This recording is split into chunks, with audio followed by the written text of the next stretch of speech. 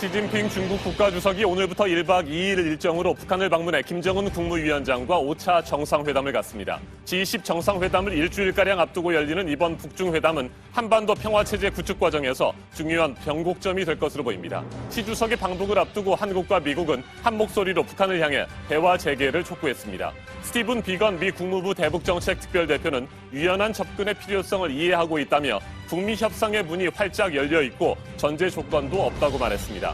이도훈 외교부 한반도 평화교섭 본부장은 시진핑 주석의 방북이 대화 재개를 위한 기회가 될 것이라며 기대감을 표시했습니다. 그러면서 북한이 황금 기회를 놓쳐서는 안 된다고 강조했습니다. 트럼프 대통령 방한 이전에 남북 정상회담을 하자고 거듭 촉구했습니다. 지난 15일 강원도 삼척항으로 소형 목선을 타고 들어왔던 북한 선원 4명은 모두 처음에는 북한으로 돌아가겠다고 했지만 이 가운데 2명은 가정 불화와 처벌에 대한 두려움을 이유로 들어서 귀순 의사를 밝힌 것으로 확인됐습니다. 북한으로 가길 원한 나머지 2명은 돌려보냈다고 국정원이 전했습니다. 미국 중앙은행 연방준비제도가 기준금리를 동결했습니다. 이번 FOMC 회의에서는 금리 인하 의견도 나왔고 성명에 인내심이라는 기존 표현도 빠졌습니다. 앞으로 인하 가능성을 시사했습니다. 온라인에서 만난 남성에게 살인을 하면 100억 원을 주겠다는 제안을 듣고 친한 친구를 살해한 미국 10대들이 구속 상태로 재판을 받고 있습니다. 이들은 살인 장면이 담긴 영상을 이 남성에게 보낸 것으로도 조사됐습니다.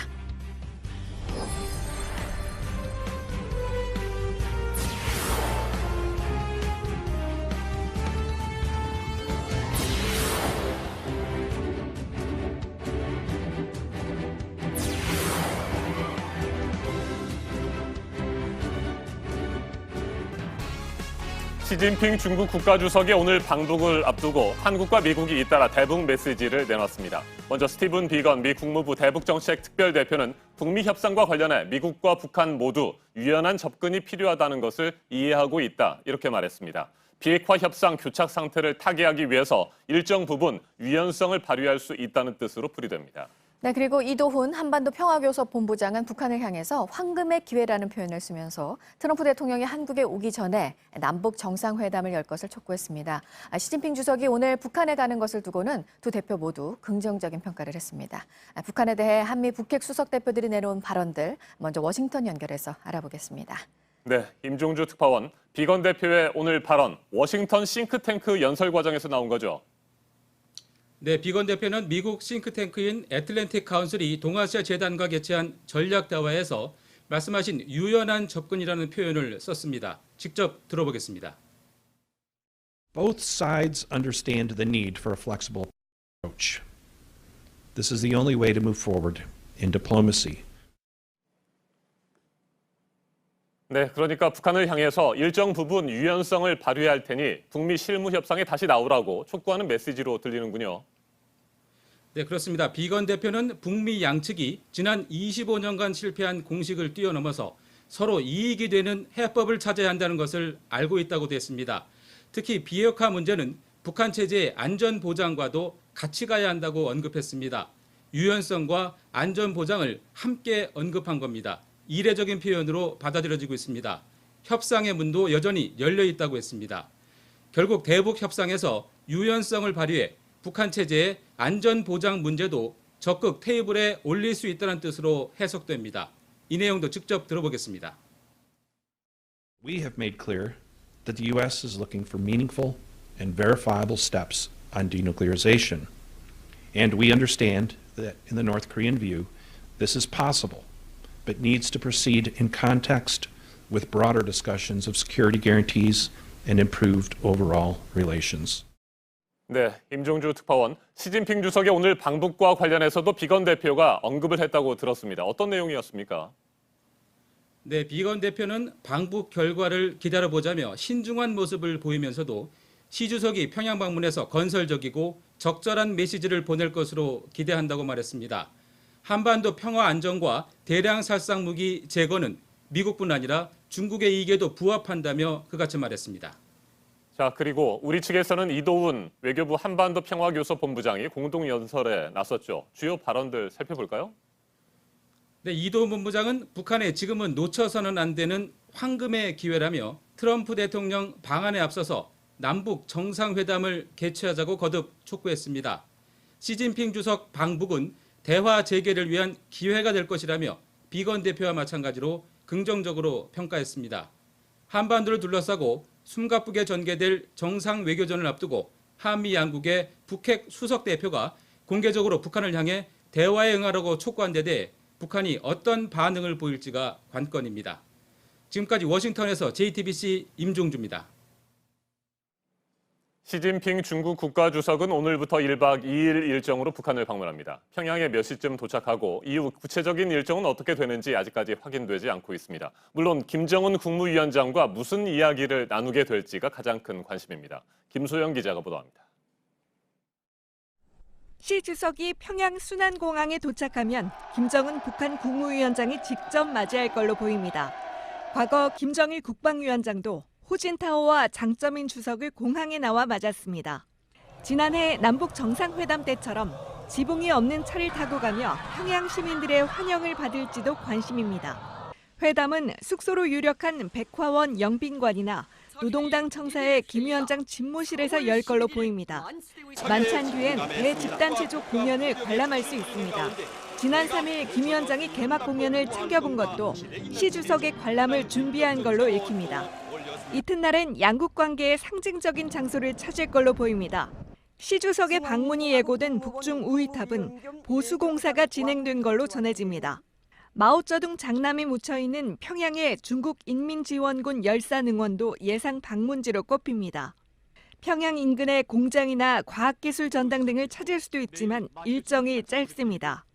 2005년 2박 3일간 방문한 후진타오 주석은 유리공장과 시범농장을 찾았습니다. JTBC 김소현입니다. 시진핑 주석의 방북을 앞두고 어제 북한 노동신문에는 시 주석의 기고문이 실렸습니다. 매우 이례적인 일인데 김정은 위원장의 체면을 살려주기 위한 것으로 해석됩니다. 북핵 문제 해결 과정에서 결코 중국을 빼서는 안 된다는 속내도 드러냈다는 분석입니다. 강희영 기자입니다. 북한의 대표적 대내 매체인 노동신문 일면입니다. 중화인민공화국 주석 습근평, 즉 시진핑 주석의 글이 실렸습니다. 시 주석은 기고문에서 지난 70년간 우리는 한 배를 타고 전진해왔다며 이번 방문으로 중조 친선 관계에 새로운 장을 새기겠다고 했습니다. 또 한반도 문제와 관련한 대화와 협상에서 진전이 이룩되도록 적극 기여하겠다고 강조했습니다. 중국 주석이 북한 노동신문 일면에 자신이 쓴 칼럼 형태의 글을 실은 건 이례적입니다. 2001년 장쩌민 주석이 평양을 방문했을 땐 도착 성명이 노동신문 2면에 실렸고 2005년 후진타오 주석이 방북했을 땐 서면 연설이 노동신문 2면에 실린 바 있습니다. 김정은 체면을 굉장히 크게 세워주는 제스처, 북한 문제에 있어서 중국의 영향력이라는 게 있다라는 걸 보여주는 제스처도 되는 것 같아요. 하지만 대북 제재로 중국이 북한에 가져갈 수 있는 선물이 많지 않아 이런 식으로 정치적 지지를 보인 것이란 분석도 있습니다. 전문가들은 중국이 식량과 비료 등 인도적 지원과 교육, 인프라 등 유엔 제재를 넘지 않는 선에서 선물을 가져갈 것이라고 전망했습니다. JTBC 강연입니다. 지난 15일 오전 6시쯤 북한 주민 4명이 고기잡이 목선을 타고 삼척항으로 들어왔죠. 마을 주민이 신고할 때까지 우리 군은 전혀 몰랐던 것으로 드러나 바다와 항구의 경계망이 뚫렸다는 비판을 받고 있습니다. 배에 타고 있던 4명 가운데 2명은 북한으로 돌아갔고 나머지 2명은 각각 가정 불화와 처벌에 대한 두려움을 이유로 귀순 의사를 밝혔다고 국정원이 설명했습니다. 김태형 기자가 보도합니다. 북한 어선에 타고 있던 4명 모두 처음엔 북측으로 돌아가겠다고 했지만 이 중 2명이 뒤늦게 귀순 의사를 밝힌 것으로 확인됐습니다. 국정원 보고를 받은 이해운 국회 정보위원장은 처음 조사할 땐 4명 모두 북한으로 돌아가겠다는 의사를 밝혔지만 송환 확인서 작성 과정에서 선장과 선원 1명이 귀순 의사를 표명했다고 밝혔습니다. 선장은 가정 불화를 이유로 들었다고 국정원은 전했습니다. 또 다른 선원 1명에 대해선 한국 영화를 상습적으로 시청한 혐의로 국가보위성의 조사를 받고 처벌을 두려워하는 것 같다고 설명했습니다. 국정원은 나머지 2명은 귀순 의사가 없었던 상황에서 선장에 휩쓸려 내려온 것 같다며 북방 한계선을 내려온 사람들이 북한으로 가겠다고 하면 특별히 입증할 게 없으면 돌려보내는 게 맞다고 보고했습니다. 북한 어선이 폐기됐다는 일부 언론 보도와 관련 군은 해군 일함대에서 해당 선박을 보관 중이라고 확인했습니다. JTBC 김태영입니다. 암호화폐 거래소 빗썸과 여행사 하나투어 그리고 숙박 예약 앱인 여기어때 등이 2년 전 해킹을 당한 바 있죠. 당시 고객 정보 수백만 건이 무더기로 유출돼 논란이 컸는데 이들 업체의 정보 관리자들이 재판에 넘겨졌습니다. 수많은 사람들이 찾는 사이트인데 정보 관리를 허술하게 했다는 겁니다. 신아람 기자가 보도합니다. 2017년 4월 암호화폐 거래소 빗썸이 해킹 공격을 받았습니다. 이력서라는 제목이 달린 첨부 파일이 문제였습니다. 악성 프로그램이 숨겨진 이 파일을 직원이 이메일로 열어보면서 컴퓨터가 해킹당했고 저장돼 있던 고객 개인정보 3만 1,000건이 빠져나갔습니다. 또 다른 해커는 인증번호 등을 이용해 고객들이 갖고 있던 암호화폐 70억 원 정도를 빼돌렸습니다. 검찰은 이 업체 법인과 감사를 지낸 이모 씨를 재판에 넘겼습니다. 고객 정보를 암호화하지 않은 채 개인 PC에 저장하고 백신을 깔지 않는 등 정보 관리를 소홀히 했다는 겁니다. 6개월 동안 640만 번의 해킹 시도가 있었습니다. 암호화폐는 안전하게 보관되어 있다고 공고만 하고 추가 유출을 막기 위한 탐지나 차단 조치를 취하지 않았습니다. 같은 해 고객 정보가 무더기로 유출된 여행사 하나투어와 숙박 예약 앱 여기어때의 법인과 정보관리 책임자도 기소됐습니다. 빗썸 측은 개인정보 유출과 암호화폐 탈취는 연관이 없다며 사고를 안 뒤 사후 조치도 바로 했다고 해명했습니다. JTBC 신아람입니다. 네, 보통 여름에 평균적으로 장마가 시작되는 시기는 6월 하순, 그러니까 다음 주쯤부터입니다. 그런데 올해는 장마가 늦게 시작된다고 합니다. 7월 장마는 보기 드문 경우인데요. 장마가 시작되면 초반에 강한 비가 내릴 것으로 전망됐습니다. 이자연 기자입니다. 지난해 장마는 보름 남짓 이어지며 역대 두 번째로 짧게 끝났습니다. 때문에 기록적인 폭염 행진도 일찍 시작됐습니다. 올해는 달력을 넘겨 다음 달에야 본격적인 장맛비가 내릴 걸로 보입니다. 다음 주 중반 제주까지 장마 전선이 올라오겠지만 남부와 중부엔 다음 달 초에나 영향을 줄 전망입니다. 장마가 7월에 시작되는 건 기상 관측 이래 5손가락 안에 꼽을 정도로 보기 드문 현상입니다. 현재 장마 전선은 일본 남쪽 바다에 길다랗게 걸쳐 있습니다. 한반도 상공엔 찬 공기가 덮여 있는데 평년보다 세력이 강하다 보니 남쪽에 따뜻한 공기가 올라오지 못하고 있습니다. 장마가 늦는 건 이 때문입니다. 실제로 지난달 때이른 폭염이 지난 뒤 이달 들어 서울 낮 최고 기온은 열흘이나 평년 기온보다 낮았습니다. 북극의 얼음이 많이 녹아 주변 공기가 상대적으로 따뜻해졌는데 이 때문에 생긴 강한 고기압이 한반도까지 영향을 미치고 있는 겁니다. 하지만 일단 장마가 시작되면 초기 강수는 매우 거셀 걸로 기상청은 내다봤습니다. 강수량은 예년과 비슷하겠지만 집중호우가 잦을 걸로 보입니다. JTBC 이자연입니다. 미국 중앙은행이 기준금리를 동결하긴 했는데요. 성명에서 기존에 등장했었던 인내심이라는 말을 뺐습니다. 그리고 이번에 금리 결정을 한 FOMC 위원 10명 가운데 1명이 금리 인하 의견을 냈습니다. 앞으로 기준금리를 인하할 수 있음을 시사한 부분입니다. 이 소식에 밤사이 뉴욕 증시 주요 지수가 모두 상승했습니다. 조민중 기자입니다. 연준은 현지 시간 19일 현행 2.25에서 2.5%인 기준 금리를 동결했습니다. 이어 시장의 불확실성과 경기 확장을 유지하기 위해 적절히 대응하겠다고 밝혔습니다. 이는 금리 인하에 대한 시장의 기대와 전망에 따른 것으로 분석됩니다. 연준은 이번 조정에서 인내심이라는 표현을 삭제하며 향후 금리 인하 가능성을 열어뒀습니다. 제롬 파월 연준 의장도 기자회견을 통해 통화 정책의 완화 근거가 강해지고 있다며 금리 인하를 시사했습니다. 다만 이번 회의에선 더욱 확실한 지표가 필요하다며 금리 인하론이 많지 않았다고 밝혔습니다. 미 언론은 연준이 향후 경기 전망이 악화되기 전에 금리를 인하할 수 있다는 점을 시사했다고 평가했습니다. 연준은 2015년 제로금리 정책은 끝났다며 지금까지 9차례 금리를 인상했습니다. JTBC 조민주입니다. 미국에서 벌어진 충격적인 사건이 있었습니다. 온라인에서 만난 남성이 살인을 하면 100억 원을 주겠다고 하니까 한 10대 학생이 친구들을 모았습니다. 그리고 친한 친구를 총을 쏴서 살해했습니다. 살인 장면이 담긴 사진과 영상도 제안을 한 남성에게 보냈습니다. 부소연 특파원입니다. 지난 4일 알래스카 앵커리지 인근의 강둑에서 19살 신시아 호프먼의 시신이 발견됐습니다. 뒤통수에 총을 맞았고 손과 발 등 신체 일부는 테이프로 감겨져 있었습니다. 호프먼의 살해 계획을 세운 사람은 드날리 브레머, 호프먼의 가장 친한 친구였습니다. 브레머는 온라인에서 만난 21살 달인 실 밀러의 끔찍한 제안을 실행에 옮겼습니다. 인디애나에 사는 실 밀러는 자신은 타일러라는 백만장자라며 누군가를 성폭행하고 죽여 동영상과 사진을 찍어 보내라고 시켰습니다. $900만 주겠다고 꼬드겼습니다. 브레머는 돈을 나눠주겠다며 다른 10대 4명을 가담시켰습니다. 그리고 친구인 호프먼을 하이킹을 가자며 유인해 이들과 함께 손발을 묶고 총을 쏴 시신을 강에 버렸습니다.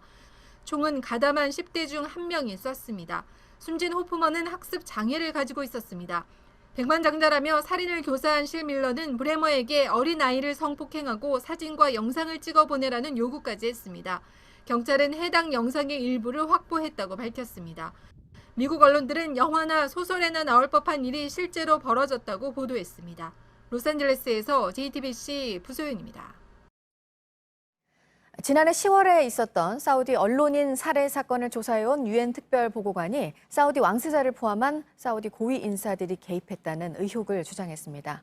의도적, 계획적인 처형이었다며 국제사회가 조사를 시작해야 한다고 촉구했습니다. 안태훈 기자입니다. 지난 2월 사우디 정부가 언론인 카슈꾸지의 살해를 계획하고 실행했다고 주장한 유엔 특별보고관. 이번엔 사우디 왕세자를 직접 언급했습니다. requiring further investigation, in particular of the Crown Prince, for a variety of reasons. The first one is that the people directly implicated in the murder reported to him. 칼라마르 보고관은 그러면서 왕세자를 포함한 사우디 고위 관료들이 카슈크지 살해에 직간접적으로 개입한 것을 조사해야 한다고 덧붙였습니다.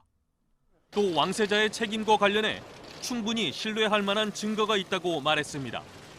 칼라마르 보고관은 지난 6개월 동안 현장 조사를 벌였고 터키 당국으로부터도 일부 증거를 얻은 것으로 알려졌습니다. 유엔 대변인은 칼라마르 보고관의 보고 내용을 유엔 사무총장이 충분히 검토할 것이라고 밝혔습니다. 사우디 정부 측은 즉각 반발했습니다. 칼라마르 보고관의 보고서는 이미 나온 언론 보도를 재탕했을 뿐 새로울 게 없다는 것입니다.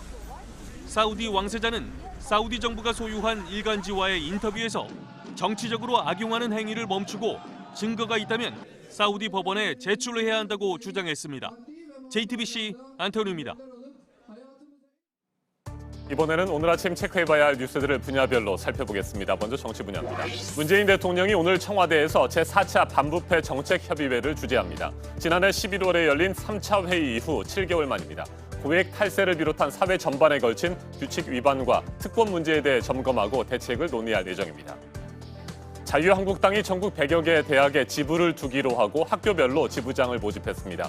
내년 4월 총선을 앞두고 20대 청년층의 표심을 얻기 위한 전략이라고 설명했습니다. 한국당의 당의 공식 조직으로 대학 지부를 두는 것은 처음입니다. 이달 말에 기한 만료를 앞둔 국회 사법개혁특별위원회가 어제 전체 회의를 열었지만 자유한국당과 바른미래당이 참석하지 않아 단쪽 회의가 됐습니다. 패스트트랙 법안 처리 당시 자신의 의사와 상관없이 물러났던 바른미래당 권은희 의원을 사개특위 간사로 다시 선임하는 안건을 논의할 예정이었지만 안건은 상정되지 못했습니다. 네, 어제부터 본격적으로 내년도 최저임금 심의에 들어간 최저임금위원회 소식부터 전해드리면 예상대로 역시 양보 없는 논쟁이 시작됐습니다. 최저임금 시급에 월급 환산액을 병기하는 것과 관련해 입장이 팽팽했는데요. 다음 주 화요일에 회의를 다시 열어서 논의를 이어갑니다. 골관절염 유전자 치료제 인보사 사태를 일으킨 코롱 티슈진에 대해서 상장 폐지 심사를 할지에 대한 결정이 미뤄졌습니다. 상장 적격성 실질 심사 대상에 해당하는지 추가 조사가 필요하다고 한국거래소가 밝혔습니다. 다음 달 10일까지 결론을 내릴 계획입니다.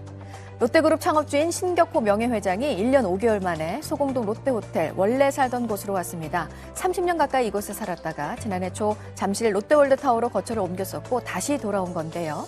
경영권 분쟁을 벌이던 두 아들이 아버지의 거주지 이전 문제를 놓고도 충돌을 했었습니다. 법원의 결정에 따라서 고령의 신 회장이 이렇게 움직이게 됐습니다. 계속해서 사회 분야 뉴스입니다. 어제 오후 1시쯤 서울 중랑구의 한 하수도관 안에서 청소를 하던 50대 배관 정비업체 직원이 의식을 잃은 채 발견됐습니다. 병원으로 옮겨졌지만 숨졌습니다. 몸에 외상은 없는 것으로 알려졌는데 경찰이 정확한 사망 원인을 조사하고 있습니다. 돈을 갚지 않는다는 이유로 대학생을 공원 묘지 등으로 끌고 다니며 집단 폭행한 7명이 경찰에 붙잡혔습니다. 이들은 지난 4월 대구의 한 클럽에서 대학생 A씨를 알게 돼 술을 마시면서 친해졌는데 A씨가 빌려간 돈과 술값 등을 갚지 않는다며 범행을 저질렀습니다. 4명은 구속됐고 3명은 불구속 입건됐습니다.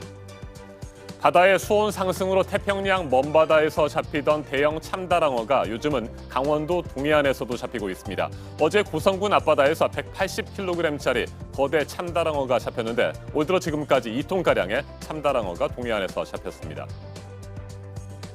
철원, 인제, 고성, 강원도 접경 지역과 또 경기도 연천이 우수한 생태계가 있는 곳으로 인정을 받아서 유네스코 생물권 보존 지역으로 지정이 됐습니다. 또 한라산 중심이던 제주도의 생물권 보존 지역은 제주 전역으로 확대가 됐습니다.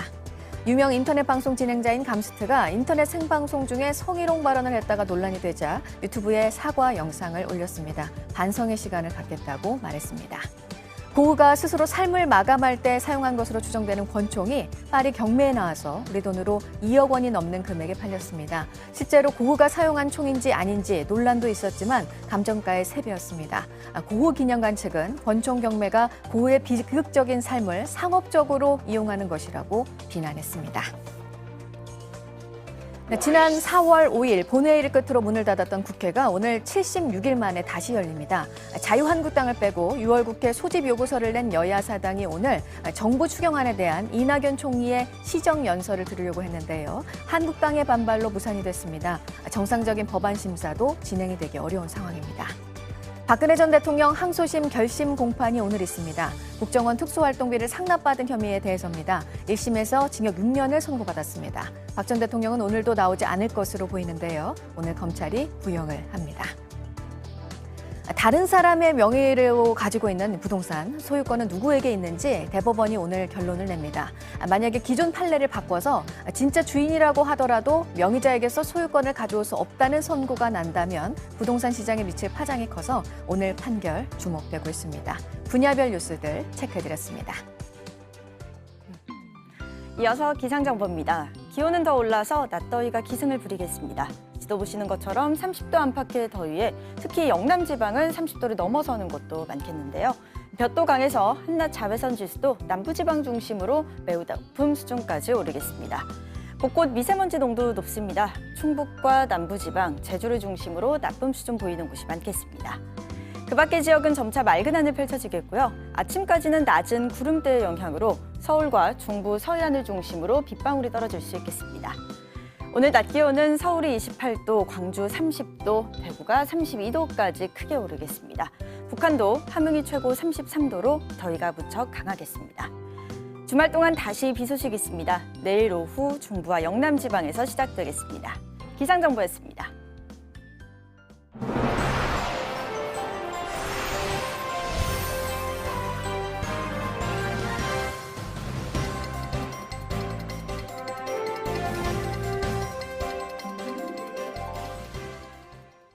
오늘 새벽 인천시 가자동에 있는 한 아파트에서 화재가 발생했습니다. 인명피해는 없었지만 창문 밖으로 불길이 치솟고 연기도 많이 나서 주민들이 긴급 대피했습니다. 어젯밤 청주에서는 도로를 달리던 통근 버스에서 불이 났습니다. 사건 사고 소식 조보경 기자가 보도합니다. 아파트 꼭대기층에서 시뻘건 불길과 함께 연기가 뿜어져 나옵니다. 무언가 터지는 듯한 소리도 납니다. 오늘 오전 0시쯤 인천시 가좌동 한 아파트 10층에서 불이 났습니다. 불은 25분 만에 꺼졌고 주민들도 빨리 대피해 인명피해는 없었습니다. 소방당국은 전기 합선 때문에 불이 난 것으로 추정하고 있습니다. 버스 뒤편이 형태를 알아볼 수 없을 만큼 불에 탔습니다. 새까맣게 그을린 덮개가 열려 차량 내부가 고스란히 드러났습니다.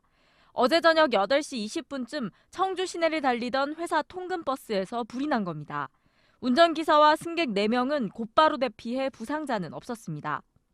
제주 서귀포에서는 SUV 승용차가 식당으로 돌진했습니다. 운전자인 67살 여성은 주차를 하던 중 갑자기 차량이 제대로 작동하지 않았으며 식당으로 돌진했다고 진술했습니다. 어제 오후 전북 군산 알루미늄 합금 생산 공장에서는 폭발 사고가 발생했습니다. 알루미늄 추출 작업 중 갑자기 폭발이 일어났고 42살 박모 씨 등 직원 2명이 화상을 입었습니다. JTBC 조보경입니다. 일부 사립대학 법인이 수익 사업에 교수를 동원하는 등 사학 비리가 여전한 것으로 드러났습니다. 학교의 회계가 불투명하다고 지적한 학생을 퇴학시키는 경우도 있었습니다. 최근 국회에서 사학 비리 해결을 위한 정책 토론회가 열렸는데 새로운 제보가 잇따랐습니다. 조소희 기자입니다. 서울의 한 사립대학은 2003년부터 어학연구소를 만들어 운영하고 있습니다. 어학연구가 아니라 유학생 유치로 수수료 수익을 내는 게 목적이었습니다. 수수료는 기부금 형태로 대학에 돌아와 세금도 한 푼 내지 않습니다. 교수들은 학교가 학생 비자를 받기 위해 유학생으로 만들어주는 사실상 브로커 사업에 뛰어들었다고 지적했습니다. 충남에 있는 한 사립대는 학생들의 등록금으로 이루어진 교비로 학교 인근 농지를 공시지가의 6배가 넘는 가격으로 구입했습니다. 학교는 손해를 봤지만 이사장 일가가 부당이득을 취했다는 주장이 나왔습니다. 2017년 서울의 한 사립대 총학생회장에 당선된 김모 씨는 학교 법인의 불투명한 회계 처리에 반발했다 퇴학당했습니다. 제보자들은 교육부에 이런 사실을 알렸지만 변화가 없었다고 입을 모았습니다. 실질적으로 해결이라든지 문제에 대해서 파악하려거나 그런 거는 전혀 없어요. 사립대학 교수협의회는 사학 비리를 방조하고 묵인한 교육부를 믿을 수 없다며 오늘 오전 감사원에 교육부를 감사해달라는 국민감사 청구를 요청합니다. JTBC 조소희입니다. 부적절한 방식으로 재생한 페트 원료를 식품 용기에 쓰는 실태를 JTBC가 보도한 이후 식약처가 실태 조사를 벌였습니다. 20개 업체가 적발됐는데요. 식약처는 이참에 식품 용기에는 재생 페트를 아예 못 쓰도록 금지했습니다. 그런데 수입품은 재생 페트를 썼는지 안 썼는지 구별할 방법이 없습니다. 강신우 기자입니다. 식약처는 한 달 반 동안 전국 페트 식품용기 제조업체 95곳을 조사했습니다. 이 중 20곳이 화학적 처리를 하지 않고 재생한 페트 원료로 식품용기를 만든 사실이 확인됐습니다. 샐러드와 샌드위치 그릇, 일회용 컵 등 광범위하게 사용됐습니다. 대형 프랜차이즈 빵집과 커피 전문점에도 납품했습니다. 그런데 적발된 제품 가운데 외국에서 수입한 용기는 없습니다. 완제품의 경우 재생 페트가 쓰였는지 검사할 방법이 없기 때문입니다. 주요 생산국인 중국이나 베트남 등의 현지 업체를 조사할 권한도 없습니다. 수입 페트 용기는 지난 5년간 2배 가까이 늘었는데 한 해 커피 잔 10억 개 분량이 들어오고 있습니다. 업계에 따르면 시중의 페트컵 3분의 1에 해당합니다. 이런 상황에서 식약처는 식품 용기에 재생 페트를 사용할 수 없도록 전면 금지했습니다. 당장 역차별 논란이 일었습니다. 들어오는 거는 괜찮고 우리나라는 막아놓고 그러면은 어떤 가격이라든지 문제가 생기기 때문에 식약처는 통관 시 불법 원료를 쓰지 않았다는 확인서를 받겠다고 밝혔습니다. 그러나 수입업체가 허위로 신고하면 이를 확인할 방법은 없습니다. JTBC 강신우입니다. 시진핑 중국 국가주석이 오늘 북한을 방문합니다. 구체적인 일정은 아직까지 공개되지 않고 있습니다. 1박 2일의 짧은 일정인 만큼 오늘 김정은 국무위원장과 정상회담을 할 것으로 보입니다. 두 정상이 북한 비핵화와 관련해 어떤 메시지를 내놓을지 전 세계가 주목하고 있습니다. 조성열 국가안보전략연구원 자문연구위원과 한 걸음 더 들어가겠습니다. 안녕하십니까? 예, 안녕하세요. 네, 1박 2일의 짧은 일정입니다. 시진핑 주석이 오늘 몇 시쯤에 북한에 도착할지 이 부분도 아직 알려지지 않았는데 일단 짧은 일정이기 때문에 김정은 위원장과의 정상회담 등 중요한 일정들을 먼저 소화를 하겠죠. 예, 그렇습니다. 우선은 평양의 관문이라고 할 수 있는 순환공항에 도착을 하고 여기서 아마 김정은 위원장이 직접 영접을 나올 가능성이 많습니다.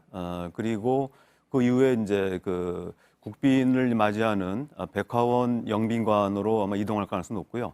여기서 잠깐 휴식을 취한 뒤에 이제 오찬 그리고 1박 2일의 짧은 일정일 만큼 바로 오후에 북중 정상회담이 있을 것으로 예상이 됩니다. 네. 과거에 말이죠. 중국의 최고 지도자들이 평양을 찾을 때에는 이른바 선물이라고 해서요. 막대한 경제 지원을 하기도 했었는데 이번에는 대북 그 제재 문제가 걸려 있기 때문에 쉽지 않을 거다 이런 얘기도 나왔었고요. 예. 그래도 선물을 좀 할까요? 선물이 아마 없을 수는 없습니다. 네. 다만 이제 과거에는 이제 그 중유라든지 그다음에 이제 석탄, 그다음에 이제 식량 이런 걸 갔는데 이번에는 이제 딴 것이 다 제재가 걸려 있습니다. 특히 중유는 엄격하게 200만 배럴, 그다음에 정제유는 50만 배럴로 이제 그 한도가 정해져 있기 때문에 아마 그건 어렵고요. 인도적 지원에서의 아마 식량 지원 정도 가능하지 않을까 생각합니다. 네, 시진핑 주석 그리고 김정은 위원장이 비핵화 문제와 관련해서 어떤 메시지를 내놓을지는 뭐 좀 지켜봐야 되겠습니다만 일단 시진핑 주석의 생각, 어제 노동신문에 실린 기고문을 보면 조금 엿볼 수도 있을 것 같습니다. 일단 시진핑 주석 한반도 문제 진전을 위해서 적극 기여하겠다 이렇게 강조를 했습니다. 또 어떤 부분들이 눈에 띄었나요? 예, 가장 이제 두드러진 부분은 이 한반도 문제를 정치적으로 해결할 수 없는 쉽지 않은 역사적 기회다라는 표현이 있습니다. 이런 부분들은 중국조차도 이번에 이제 전개되고 있는 한반도의 평화 분위기가 매우 중요하고 여기서 이제 중국이 적극 역할을 하겠다. 특히 이제 작년 1월 이후에 한반도 정세가 평화적으로 전환됐지만 사실 여기서 이제 중국의 역할이 이렇다하게 찾을 수가 없었습니다. 네. 여러 차례 이제 개입을 시도했지만 미중 간의 무역 전쟁으로 인해서 일종의 이제 그 미국이 중국에 대한 경고가 있었고요. 여기서 이제 한 발 물러섰는데 이제는 이제 미중 무역도 장기화되고 더 이상 미룰 수 없다. 아마 그런 의미에서 이번 시진핑 주석의 평양 방문을 계기로 해서 한반도 문제에 적극적으로 개입하려고 하는 의사가 아닌가 생각합니다. 네, 어제 시진핑 주석의 기고문을 보면요. 새로운 장, 새로운 역사적 출발점, 새로운 국면 등 새로운이라는 단어가 12차례나 등장을 했습니다. 김정은 위원장이 신년사에서 새로운 길이라는 표현을 썼잖아요. 그 표현과 조금 결을 같이 하는 것 같기도 하고 어떻게 보십니까? 글쎄요, 아마 김정은 위원장이 말한 새로운 길이라고 하는 것은 미국이 북한의 요구를 들어주지 않았을 때 이제 새로운 길을 모색한다는 의미라고 볼 수 있고요. 시진핑 주석이 여기는 새롭다고 하는 개념은 지금 이제 한반도의 평화 상황에서 평화가 만들어지는 상황에서 이제 중국의 역할을 새롭게 강화하고 또 여기서 이제 한반도의 새 판짜기에 중국이 적극 개입하겠다. 뭐 이런 의지로 보입니다. 그런 면에서 지금 기고문에 나와 있는 새롭다는 의미는 아마 중국이 이제 본격적으로 한반도 문제에 개입을 준비하겠다 이런 신호로 볼 수 있을 것 같습니다. 네, 미중 정상회담을 일주일가량 앞두고 북한에서 북중 정상회담이 열리게 되는 겁니다. 일단 미국을 향해서 어떤 메시지를 내놓을까요? 예, 지금 이제 아무래도 미중 정상회담에서는 무역 전쟁, 기술 전쟁 문제가 주된 이슈밖에 될 수밖에 없습니다. 그래서 중국으로서는 이제 자신들이 이런 무역 전쟁에 관계없이 한반도 문제에 적극 개입하겠다는 이제 의사를 볼 수 있고요. 이런 부분들을 아마 이제 향후 미국과의 무역 전쟁이나 기술 전쟁에 있어서도 자신들이 한반도에서의 어떤 끈 이걸 놓치지 않겠다라는 이제 강한 의지 표명이라고 볼 수 있을 것 같습니다. 네, 우리 정부를 향해서는 또 어떤 얘기들을 할까요? 예, 아마 우리 정부와 관련돼서는 이제 그 조만간 북중영 정상회담 이후에 중국의 고위 관리들이 서울을 방문할 가능성이 있습니다. 네. 그래서 이번 일단 이제 북중 정상회담의 내용을 우리에게 디브리핑을 하고 아마 그 한미 정상회담 트럼프 대통령의 서울 방문 이후에 적절한 시점에 시진핑 주석의 서울 방문이 아마 논의될 가능성이 있습니다. 아마 이런 부분들이 이제 향후 한반도 정세의 또 다른 하나의 변곡점이 될 수 있다고 생각합니다. 네, 오늘 새벽에 들어온 소식들입니다. 스티븐 비건 미 국무부 대북정책 특별대표 그리고 이도훈 한반도 평화교섭 본부장 미국에서 싱크탱크 모임에 참석을 해서 이번 시진핑 주석의 방북에 대해서 다들 기대감을 나타냈습니다. 네. 예, 아마 공식적으로는 기대감을 나타내고 있지만 사실은 이제 중국이 한반도 문제의 개입을 통해서 비핵화 평화 프로세스가 어떤 그 부정적인 영향을 받지 않을까 우려하는 분위기가 워싱턴 내에 있는 건 사실인 것 같습니다. 아마 그런 면에서 실무 담당자라고 할 수 있는 이도훈 본부장이나 비건 대표 같은 경우는 이번 시진핑 주석의 평양 방문이 한반도 비핵화에 긍정의 역할을 하기를 이제 촉구하는 그런 의미가 담겨 있는 것으로 생각합니다. 네, 이도훈 본부장은 G20 정상회의가 끝나고 트럼프 대통령이 서울을 방문하기 이전에 남북 정상회담을 가자고 다시 한번 촉구를 하지 않았습니까? 이 부분은 어떻게 보세요? 예, 아마 원론적으로는 발언이 아닌가 생각합니다. 시간적으로는 뭐 불가능한 건 아닙니다. 네. 작년 5월에도 보면 하루 전날 합의해서 그 다음 날 정상회담을 가진 경험이 있습니다.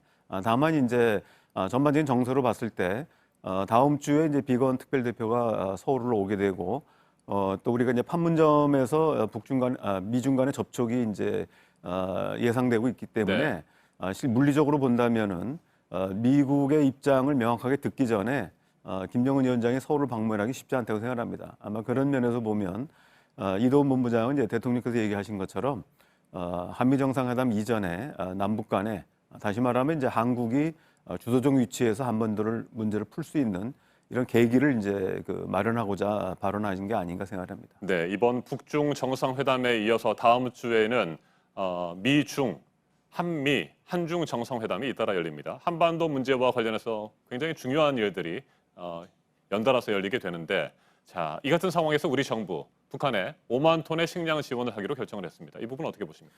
예, 아마 이런 부분들은 이제 결국 이제 민족 문제는 남북이 주도적으로 풀어야 된다는 이런 원칙 하에서 본다면 매우 바람직하다고 생각합니다. 특히 인도적 지원 자체가 과도하게 또 정치적으로 이용돼서는 안 되겠지만 적어도 현재까지 이제 다포 상태에 있는 남북 관계, 북미 관계에서 하나의 촉진제 역할을 하는데 중요한 기여를 할 거라고 생각합니다. 특히 5만 톤이라고 하면은 금액으로 치면은 굉장히 이제 약 1,300억에 해당되는 큰 돈입니다.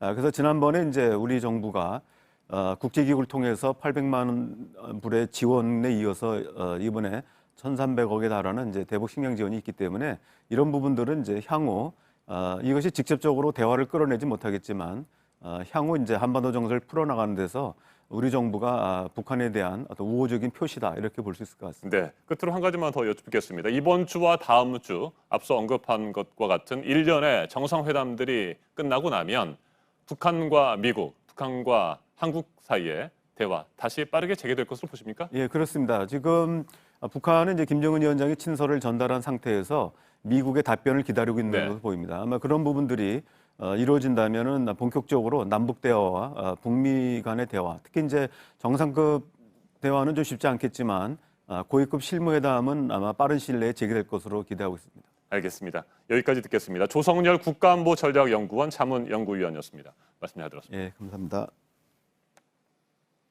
한일 양국의 현안인 강제징용 배상 판결과 관련해 우리 정부가 일본에 새롭게 제안한 내용을 공개했습니다. 한국과 일본 기업의 자발적 출연금으로 재원을 조성해서 피해자들에게 위자료를 주자는 겁니다. 그런데 일본은 우리 정부의 발표가 나오자 제안을 거부하겠다는 입장을 이미 우리 정부에 전달했다고 밝혔습니다. 정재윤 기자가 보도합니다.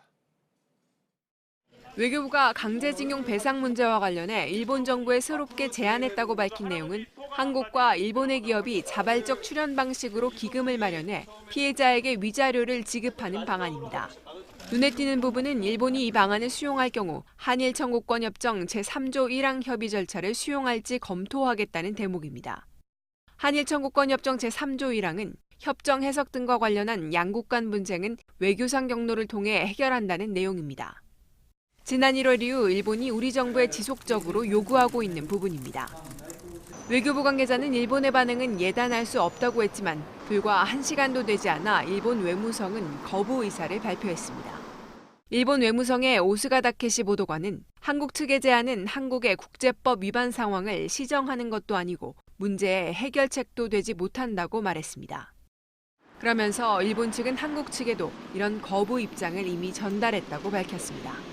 JTBC 정재윤입니다. 지난 15일 강원도 삼척항으로 배를 타고 들어온 북한 주민 4명, 2명은 다시 돌아가겠다고 해서 보냈고 2명은 각각 가정부라 또 북한에서 받을 처벌에 대한 두려움으로 남겠다고 했다고 국정원이 밝힌 내용 앞서 전해드렸습니다. 4명 모두 민간인이라는 게 국정원의 설명입니다. 주민들의 신고가 들어올 때까지 우리 군이 북한 배가 들어온 걸 몰랐다는 것을 두고 지금 논란이 일고 있는데요. 먼저 유선희 기자가 보도합니다. 북한 주민 4명이 탄 배는 지난 9일 함경북도 경성에서 출항했습니다. 길이 10m짜리 작은 배엔 식량과 연료, 그물이 실렸습니다. 이튿날 동해 북방 한계선 NLL 북쪽 오징어 어장에 도착한 뒤엔 이틀 동안 다른 배들 사이에 섞여 오징어 잡는 척을 했습니다. 그러다 12일 무리에서 벗어나 남쪽을 향했습니다. 밤 9시쯤엔 NLL을 넘었고 다음 날 오전 6시쯤 울릉도 동북쪽 약 55km에 도착했습니다. 여기서 날씨가 변해 엔진을 끄고 잠시 표류하던 배는 해가 진 뒤에 방향을 서쪽으로 틀었습니다. 하루가 지나 14일 밤 9시쯤엔 삼척항 동쪽 약 5km에 접근했습니다. 여기서 또 엔진을 껐습니다. 밤에 들어오면 우리 군이 대응 사격을 할까봐 해가 뜨기를 기다린 겁니다. 다음 날 새벽 5시쯤 해가 뜨기 시작하면서 배는 다시 움직였습니다. 삼척항 방파제를 돌아 부두에 배를 댄 시간은 오전 6시 20분쯤. 때마침 산책을 나온 주민이 수상한 배를 보고 어디서 왔냐고 물었고 배에 탄 4명은 북한에서 왔다고 답했습니다. 심지어 서울에 사는 이모와 통화하고 싶다며 휴대전화를 빌려달라고도 했습니다. 인민복과 군복을 수상하게 여긴 주민은 30분 뒤 112에 신고했습니다. 북한 주민 4명을 태운 배가 6박 7일 동안 최소 수백 킬로미터를 지나 삼척항 부두에 호주를 던질 때까지 아무도 몰랐던 겁니다. 군인 1명이 경찰에 연락을 받고 현장에 도착한 건 15일 오전 7시 20분. 북한 배가 삼척항에 정박하고 1시간이 지난 뒤였습니다. JTBC 유선입니다. 네, 이번 사안을 군이 은폐, 축소하려 했던 게 아니냐는 의혹이 커지고 있습니다. 북한 배가 발견되는 과정에 대한 설명이 달라진 부분이 있습니다. 당초 책임을 묻지 않겠다는 군 당국의 입장도 엄중한 책임을 져야 한다는 것으로 바뀌었습니다. 이어서 신진 기자입니다. 군 당국은 당초 북한 어선이 어디서 발견됐는지 정확한 위치를 밝히지 않았습니다. 처음엔 삼척항 인근에서 발견됐다고만 했습니다. 그러면서 주민 신고 접수와 동시에 해안과 해상에서 정밀 수색 정찰을 실시했다고 설명했습니다. 어선의 엔진이 고장난 채 바다 위에 표류해 있다가 군 당국의 수색으로 발견됐다는 취지였습니다. 하지만 국방부는 어제 어선이 부두에 정박된 채 발견됐고 해경 경비정이 어선을 예인했다고 설명했습니다. 북한 어선이 이미 부두까지 들어와 있었던 겁니다. 군 당국은 또 앞서 어선이 움직이지 않고 해류 속도로 떠내려오다 보니 근무자들이 구별하지 못했다며 기동을 했으면 분명히 잡았을 것이라고 설명했습니다. 하지만 어선은 표류한 게 아니라 직접 부두까지 항해해 온 것이었습니다. 감시체계 부실을 은폐하거나 축소하려는 게 아니냐는 논란이 제기되는 대목입니다. 군 당국은 해안 영상 감시체계에 1초 동안 2회 포착됐지만 당시엔 정지돼 있어서 남측 선박으로 오인했다고 해명했습니다. 은폐하려는 의도는 없었다면서도 사실관계를 모두 밝히지 않은 부분에서 판단을 잘못한 게 있었다고 인정했습니다. 책임 소재에 대한 입장도 이틀 만에 바뀌었습니다. 지난 17일 군 당국은 책임에 대해서는 거론할 부분이 아니라며 병사 징계는 있을 수 없다고 밝혔습니다. 정상적인 감시 활동을 다했고 경계 태세에 문제가 없었다는 겁니다. 어제 정경두 국방장관의 말은 달랐습니다. 경계작전 실태를 꼼꼼하게 되짚어보고 이 과정에서 책임져야 할 인원이 있다면 엄중하게 책임을 져야 할 것입니다. 군 당국은 성급했다는 점을 인정한다고 해명했습니다. JTBC 신진입니다. 네, 누구보다 불안한 건 삼척항 인근의 주민들입니다. 우리 군이 이렇게 모를 정도면 만약 무기라도 가지고 왔으면 어땠을지 정부에 대한 불신이 큽니다. 오선민 기자가 보도합니다. 북한 어선이 삼척항 부두로 들어올 때 포착된 모습입니다. 아무런 제지를 받지 않고 방향을 틀어 유유히 부두로 들어옵니다. 주민들은 허무하게 뚫려버린 해상 경계 시스템에 불안해하고 있습니다. 무기를 소지하고 왔을 때는 어떻게 되느냐 이게. 내장이 다 필요가 없잖아. 돈 들여가 해라고.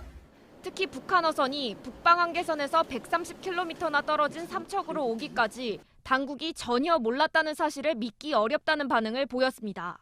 어떤 쟤네는 부위 같은 것도 다 까까맣게 해가지고 내다 돌려가지고 딱 잡아가지고 조업을 다 하는데. 북한 어선을 파도가 일으키는 반사파로 인식해 몰랐다는 군 당국의 해명도 의혹만 더 키우고 있습니다. 파도가 높아가지고 배가 작기 때문에 뭐 내라상에 안 잡히고 뭐 그건 말이 안 되지. 이런 상황에서 정부의 애초 발표마저 일부 사실과 다른 것으로 드러나면서 불안감은 더 커지고 있습니다. 이름이 안 써있고 뭐 영어가 뭐 이상하게 써져 있더라고. 그냥 저게 북한배가 이나 그러면서는 장에다가 모든 게 너무 안 맞는다 이거 정말. 이해가 안 가, 이해가. JTBC 오선민입니다. 네, 다음 소식입니다. 강이나 바다에서 물에 빠졌을 때 최악의 상황을 조금이라도 피할 수 있는 법, 생존 수영에 대해서 좀 알려드리려고 하는데요. 뉴스 미션 서효정 기자가 전해드립니다. 제가 지금 나와 있는 곳이 이 한강의 유람선 선착장입니다. 이렇게 휴가철이 다가오면서 이 물놀이를 가거나 아니면 이렇게 배를 타고 놀러 가려는 분들 많으실 텐데요. 혹시나 물에 빠졌을 때 어떻게 하면 최악의 상황을 피할 수 있는지 뉴스 미션이 직접 보여드리겠습니다. 한강에 있는 생존 수영 교육센터입니다. 배나 비행기에서 바다로 뛰어내리는 상황을 가정해 훈련합니다. 기자도 물에 들어가는 훈련부터 참여해봤습니다. 물에 떨어질 때도 다 방법이 있습니다. 한 손으로는 이렇게 코에 물이 들어가지 않도록 막고 이 손으로는 이렇게 다른 한 손을 고정시킨 뒤에 들어가야 됩니다. 준비. 들어간다. 입수. 무의식적으로 손을 뗐더니 코에 물이 들어옵니다. 학생들도 비슷한 모습입니다. 손만 놓지 마, 절대. 왜 손 놨어? 물 위에까지 떠오른 다음에 손 놓는 거야. 물속에선 체력 소모를 줄여야 합니다. 발차기를 하지 않고 최대한 오래 떠 있는 게 핵심입니다. 구명조끼를 입었다면 뒤로 누운 채 구조를 기다립니다. 한 20분 이상 바다에서 표류하면서 구조대가 올 때까지 잘 버텨서 구조가 된 그런 실제 사례도 있다더라고요. 구명조끼가 없다면 버틸 수 있는 시간은 훨씬 짧아집니다. 얼마나 버틸 수 있을까요? 우리 기자님이 빠지면 한 1분은 버티겠죠. 안 될 수도 있겠다. 한 30초? 이럴 땐 돗자리나 과자 봉지, 페트병이라도 이용해야 합니다. 초보자도 처음에 돗자리 이렇게 받아서 할 수가 있어요? 펼 때가 힘들 것 같아요. 펼 때 힘들 것 같은데 이거 펴면은 쉽게 할 수 있을 것 같아요. 과자 하나 버려요? 버리고 두 개를 앞에다 놓고 하나를 던져주세요. 균형만 잡고 허리가 안 닿나?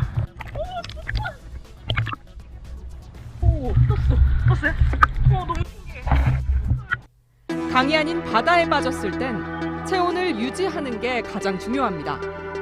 지금 대천 바닷가의 수온은 15도 정도입니다. 이게 6월 평균 이 대천 바닷가의 수온이라고 하는데 제가 이 배 위에서 체온을 재보고 또 물에 들어갔다가 체온이 얼마나 떨어지는지 다시 재보겠습니다.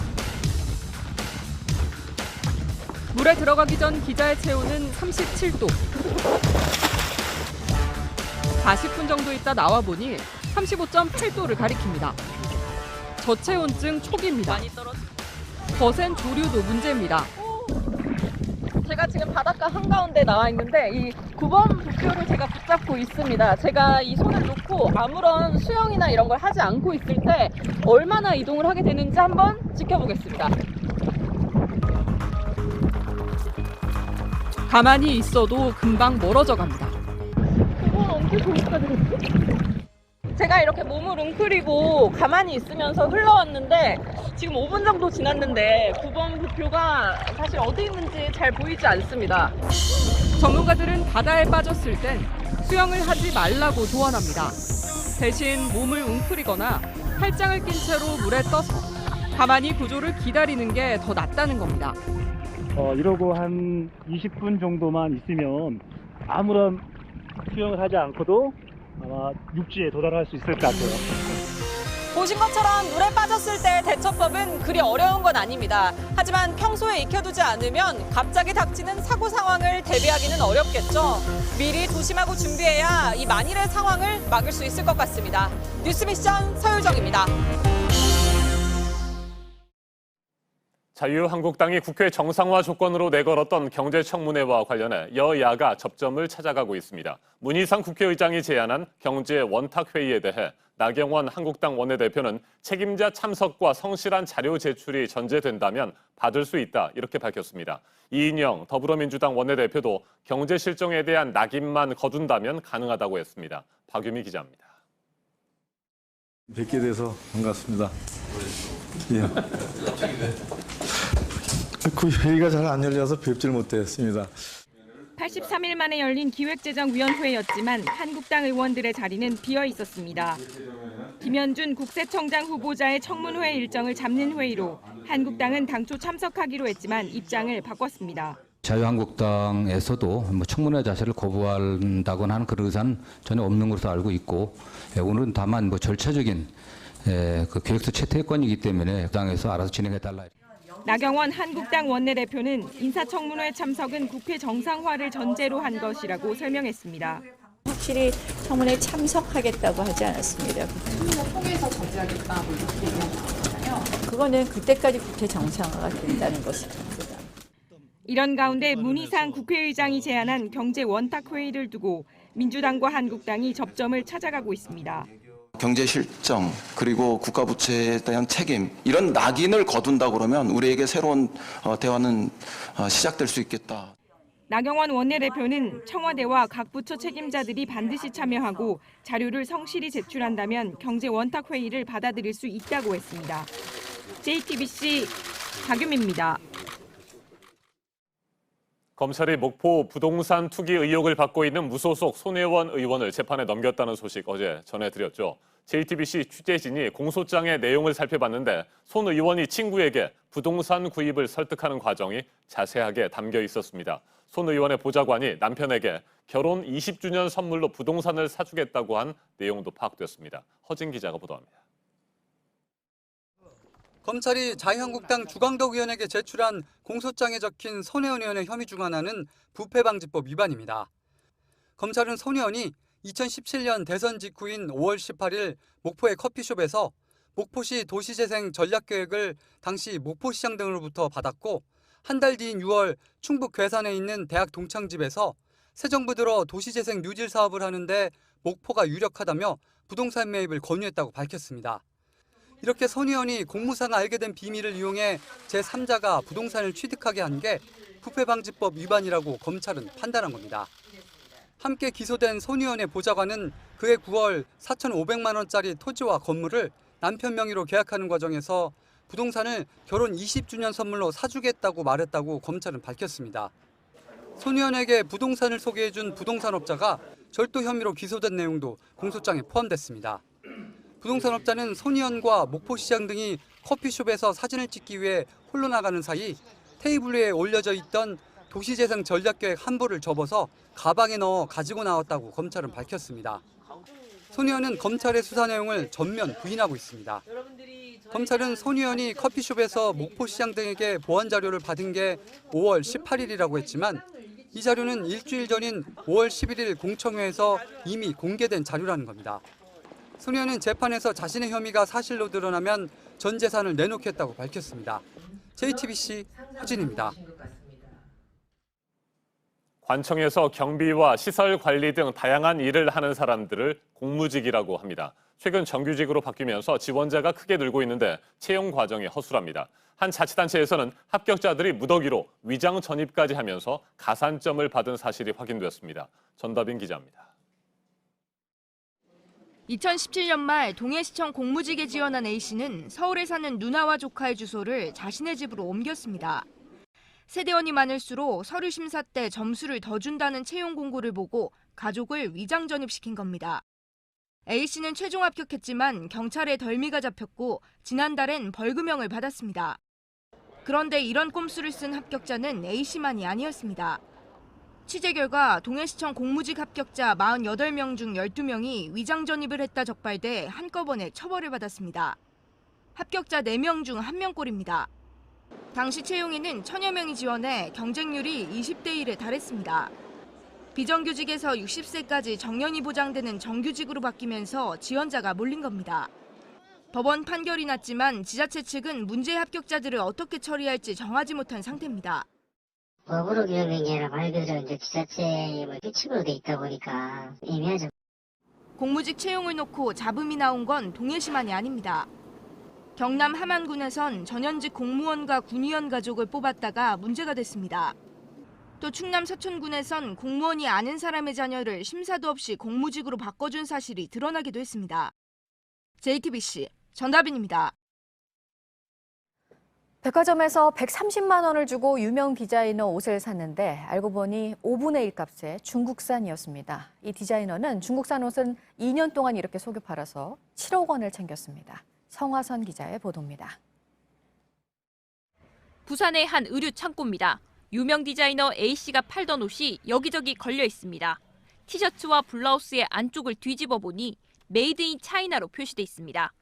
A씨는 이런 중국산 옷 7,000벌을 2년간 국산으로 속여 팔아 7억 원을 챙겼습니다. A씨가 쓴 수법은 이른바 라벨갈입니다. 원래 라벨을 떼어낸 뒤 메이드 인 코리아와 본인의 브랜드가 적힌 라벨을 다는 겁니다. 가짜 라벨을 단 옷은 전국의 대형 백화점 12곳에서 팔렸습니다. 동대문 시장에서 10,000원에 파는 중국산 티셔츠는 6만 원에서 7만 원에 팔았습니다. 27만 원짜리 중국산 코트는 130만 원으로 가격을 부풀렸습니다. 하지만 백화점에선 세관이 적발하기 전까지 이런 사실을 눈치채지 못했습니다. 모든 상품을 저희가 100% 다 검사를 하지 않잖아요. 갈았는데 이걸 내가 차이나인지 코리안지 우리 그건 알 길도 없고. 부산세관은 A씨를 기소 의견으로 검찰에 넘겼습니다. JTBC 성화선입니다. 약자이기도 하지만 또 힘이 만만치 않은 소비자들이기도 합니다. 해외에서만 먹을 수 있는 치킨 메뉴를 한국에서도 먹게 해달라, 또 단종된 과자를 다시 팔아달라, 이런 요구들이 받아들여지고 있는 겁니다. 이세누리 기자입니다. 서울의 한 치킨 매장. 닭껍질 튀김을 찾는 사람들로 평소 4배가 넘게 붐빕니다. 저도 인스타그램을 해가지고 거기서 좀 핫하더라고요. 인도네시아 자카르타 몇몇 매장에서만 팔던 메뉴가 서울까지 온 건 한 소비자가 인터넷에 올린 글 때문이었습니다. 현지에 가서 먹으려고 했지만 자카르타 폭동 때문에 포기했다면서 한국에서도 먹을 수 있게 소비자들의 힘을 모아달라고 한 겁니다. 다음 날 이 업체 고객 게시판은 관련 글로 도배됐습니다. 거기서 처음 유명했던 게 그거 보고 바로 알게 돼갖고 그래서 꼭 한번 나오면 먹어보고 싶다고 생각했었어요. 3년 전 공장이 불에 타면서 단종됐던 과자도 소비자들이 목소리를 높이자 다시 나왔습니다. 아이돌 멤버가 반갑다고 과자 영상을 찍는가 하면 3개월 남짓 동안 1,000만 봉지 넘게 팔렸습니다. 소비자들의 의견을 반영해서 출시한 제품들은 소비자의 재미를 자극하면서 굉장히 높은 호응을 이어가고 있습니다. 비빔라면 소스를 찾는 사람들이 늘자 아예 소스만 따로 판매하게 된 경우도 있습니다. 소셜미디어의 영향력이 커지면서 소비자들의 목소리가 더욱 힘을 얻고 있습니다. JTBC 이세누리입니다.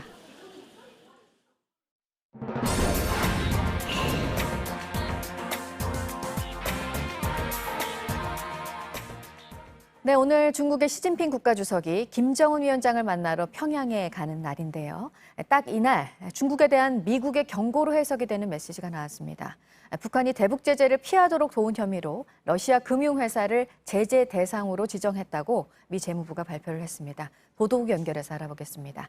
이재승 기자, 대북 제재 공조에서 중국은 벗어나지 말아라, 이런 뜻으로 보이는 거죠? 네, 그렇습니다.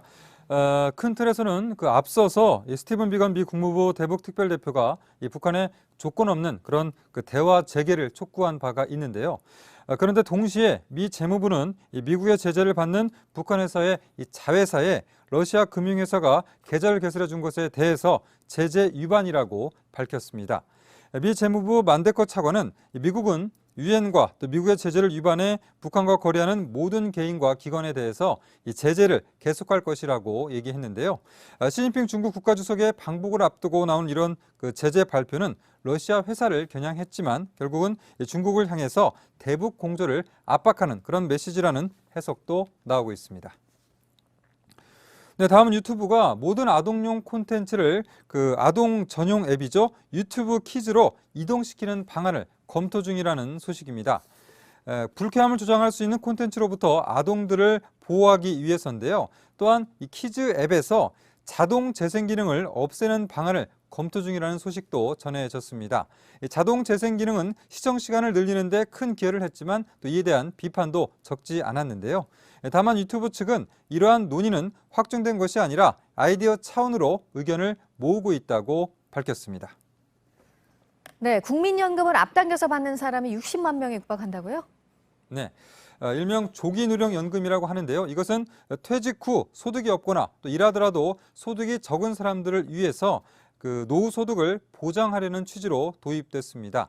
하지만 미리 앞당겨 받는 대신에 연금액이 상당히 줄어드는 탓에 손해연금으로 불리는 상황인데요. 2009년에 18만여 명이었던 이 조기노령 연금 수급자가 올해 3월 말 기준으로 59만여 명으로 늘어났습니다. 결국 경기 침체 등으로 이 줄어든 노후 소득을 보존하기 위해서 그 손해를 감수하면서도 일찍 연금을 수령하는 사람이 늘고 있는 것으로 추정됩니다. 네, 끝으로 이 말도 많고 탈도 많은 가상화폐가 그 정부의 거래 규제에도 불구하고 거래소가 우죽순 생기면서 200곳이 넘는다는 소식입니다. 정부는 최근 가상화폐 관련 자금 세탁 방지 가이드라인의 법제화를 추진하고 있는데요. 또 국회에서도 관련 법 개정안이 발의된 만큼 이 가상화폐 거래소를 규율할 수 있는 그런 근거가 마련될 수 있을지 주목됩니다. 지금까지 아침엔 지금 JTBC 이재승입니다. 목요일 날씨 키워드입니다. 오늘은 더위 기승, 대구 32도, 그리고 남부 미세먼지인데요. 어제보다 기온이 더 오르면서 오늘 30도 안팎의 더위가 예상됩니다. 특히 영남 지방은 대구가 32도까지 치솟는 등 30도를 넘어서는 곳이 많겠습니다.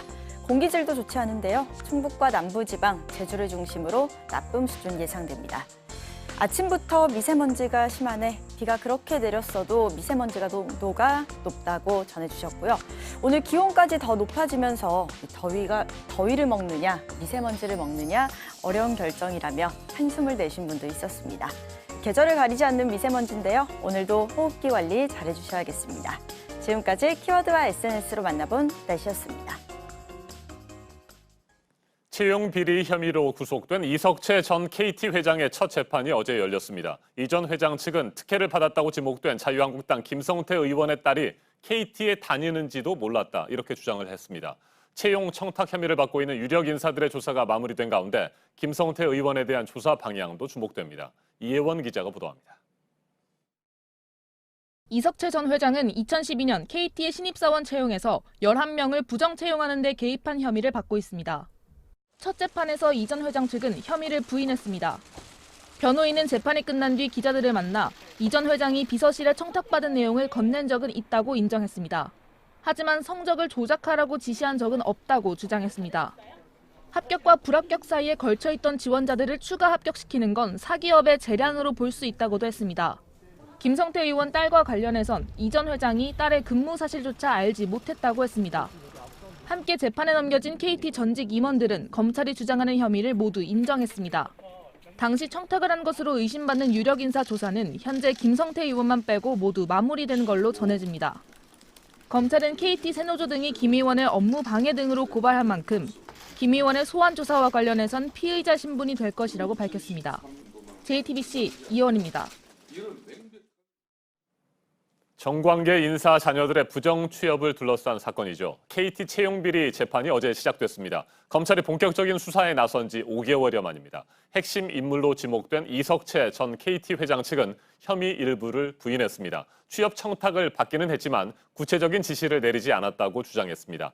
김성태 자유한국당 의원의 딸 특혜 의혹에 대해서도 관여한 바 없다고 강조했습니다. 백성문 변호사와 좀 더 자세하게 짚어보겠습니다. 안녕하십니까? 네, 안녕하세요. 네, 어제는 첫 공판 준비 기일이었잖아요. 네, 그래서일까요? 그렇죠. 이석채 전 회장 출석하지 않았고 변호인들만 네. 참석을 했습니다. 그러니까 어제 말씀하셨던 것처럼 KT 2012년 상하반기 채용 비리와 관련해서 이석채 회장, 그다음에 서유열 홈고객부분 사장, 김상효 인재경영실장, 김기태 상무부 네. 이렇게 이석채 회장을 제외한 이 3명의 피고인과 함께 공판 준비기일이 열렸는데요. 이제 형사 소송 절차를 제가 간단하게 설명을 드리면 일단 검찰에서 수사를 한 다음에 기소를 하죠. 네. 기소를 하면 모든 사건이 다 공판 준비기일을 거치는 건 아닙니다만 일정한 사건, 좀 쟁점이 복잡하고 피고인이 많거나 이런 경우에는 이제 이런 거예요. 공판 준비기일이라는 건 말 그대로 앞으로 공판을 할 때 어떤 걸 준비해서 진행을 할 것이냐, 네. 어떤 증인을 부를 것이고 어떤 증거 자료를 제출할 것이고 어떤 식으로 반박할 것이냐, 그러니까 기본적인 틀을 짜는 거예요.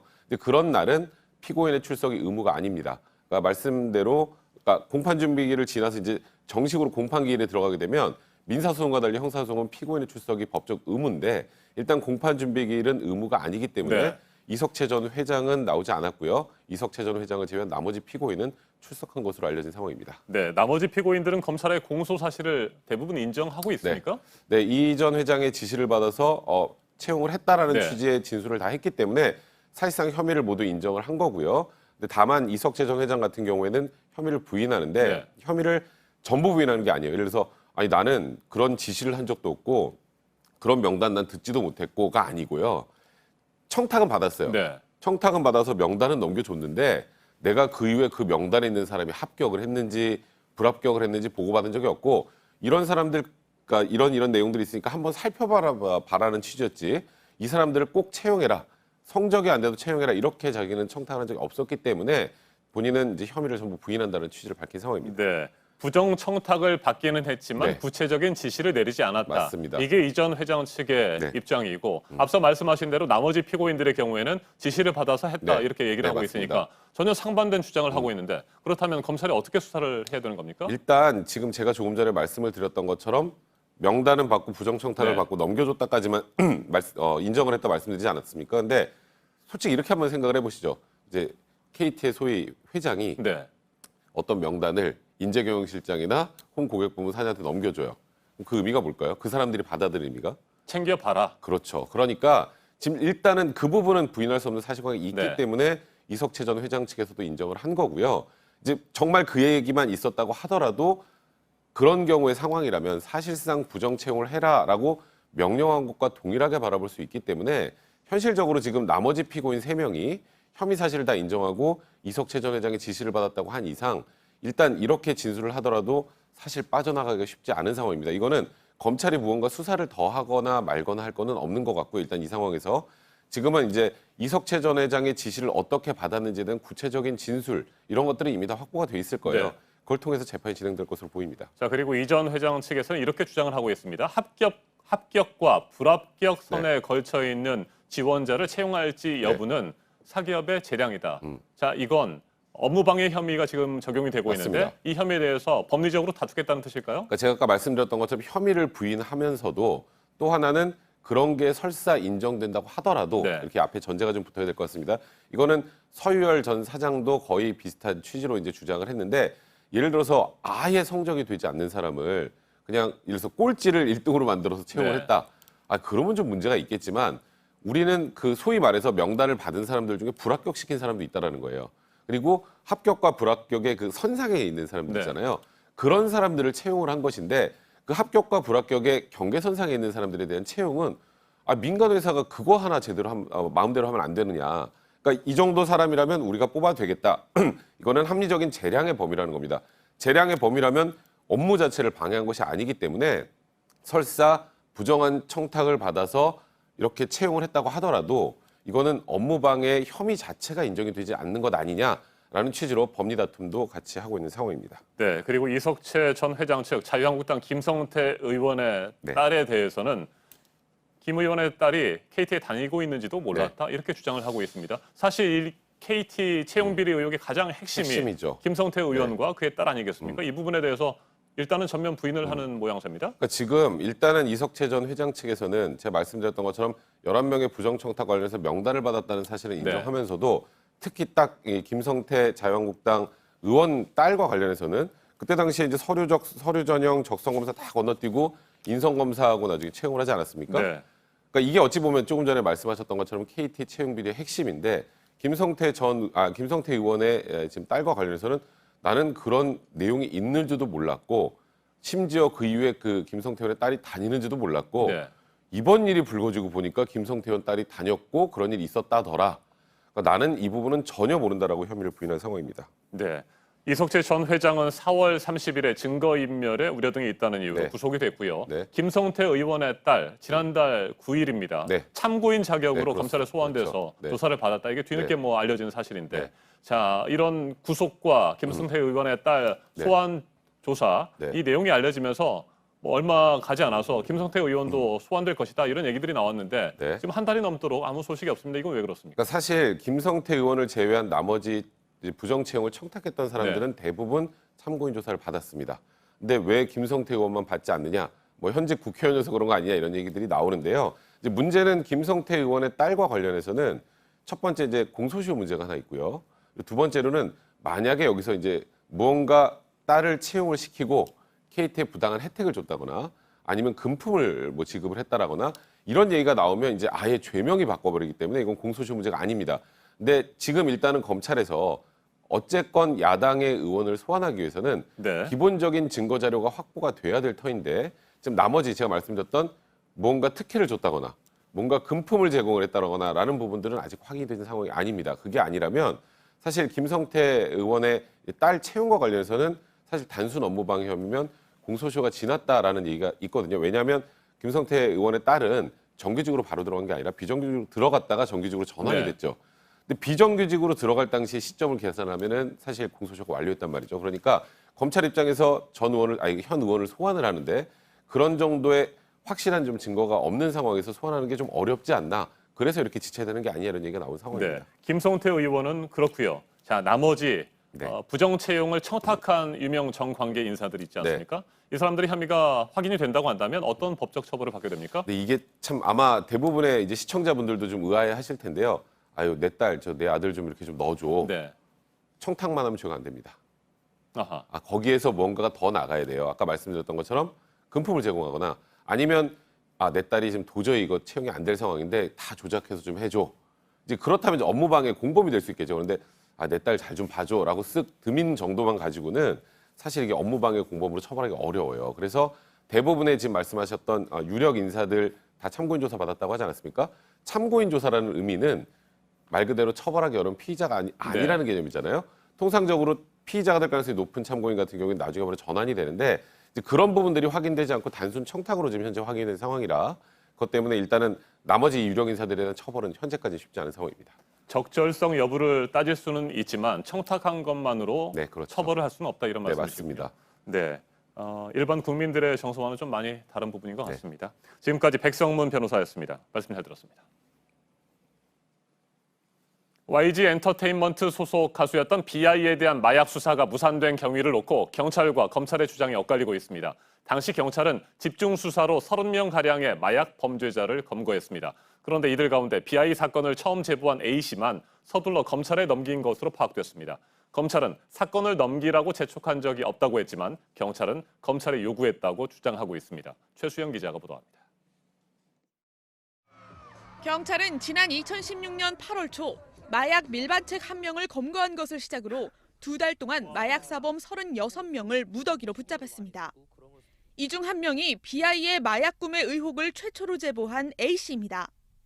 경찰은 A씨를 체포한 지 9일 만인 2016년 8월 31일에 검찰로 보냅니다. 당시 수사팀 관계자는 검찰이 A씨를 빨리 보내라고 재촉해 BI를 조사하지 못했다고 주장했습니다. 하지만 검찰은 사건을 넘기라고 지시한 적이 없다고 부인하면서 진실 공방이 벌어졌습니다. JTBC 취재 결과 당시 불구속 상태로 수사를 받은 마약 사범 32명 가운데 A씨만 8월에 검찰로 넘겨졌습니다. 나머지 31명은 경찰이 사건을 마무리한 2016년 10월에 검찰로 갔습니다.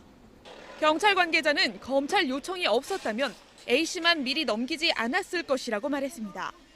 재수사에 나선 경찰은 마약 구매 의혹을 받고 있는 BI에게 출석을 요청하고 일정을 조율 중입니다. JTBC 최수연입니다. 당초 YG 엔터테인먼트와의 유착 의혹을 받은 것은 경찰이죠. 국민권익위원회가 공익제보를 받아서 검찰에 넘긴 사건도 YG와 경찰의 유착 의혹이 큰 줄기입니다. 권익위에서 이 사건을 넘겨받은 경찰에 이를 넘기지 않고 직접 수사하겠다는 방침을 세운 것으로 확인됐습니다. 강보들 기자가 보도합니다. 검찰은 지난 18일 국민권익위원회가 넘긴 가수 BI의 마약 수사 의혹 사건을 검토하고 있습니다.